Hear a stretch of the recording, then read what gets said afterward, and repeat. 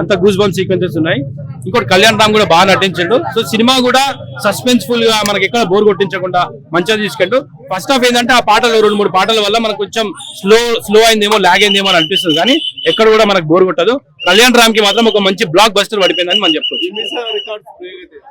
Bimbisara collection పరంగా వచ్చింది. ఇది ఒక డిఫరెంట్ సినిమా, అదేమో సోషల్ ఫ్యాంటసీ, ఇదేంటంటే థ్రిల్లింగ్ సినిమా కాబట్టి కొంచెం డిఫరెంట్ సినిమా కాబట్టి ఇది పక్కా హిట్ అవుతుంది భయ, 100%.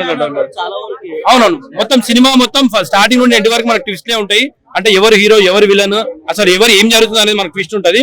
ఎప్పుడైతే ఆ ఇంటర్వెల్ తర్వాత మనకు బ్యాంగ్ ఉంటుందో ఎక్స్ట్రాడినరీ ట్విస్ట్ ఉంటది.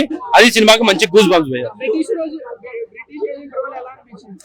బ్రిటిష్ ఏజెంట్ బాగా చేసి మనకి ఎట్లయితే RRR లో ఉంటుందో కొంచెం ఆ స్టైల్లోనే చూపించారు.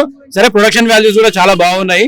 సినిమా కూడా మంచిగా, అసలు నేను ఏమనుకున్నా అంటే అభిషేక్ నామా కాబట్టి ప్రొడ్యూసర్ ఆయన సినిమా ఎట్లా చేసిండో అనుకున్నా. అంటే ఇంతకుముందు వేరే డైరెక్టర్ లో పనిచేసిండు, కానీ సినిమా మాత్రం ఒక డైరెక్టర్ ఫస్ట్ టైం డైరెక్టర్ తీసిండు, ప్రొడ్యూసర్ తీసినట్టు ఉండదు. ఎక్స్ట్రాడినరీ డైరెక్షన్ చేసిండు. ఫస్ట్ సినిమానే బ్లాక్ బస్టర్ కొట్టిందని చెప్పుకోవచ్చు.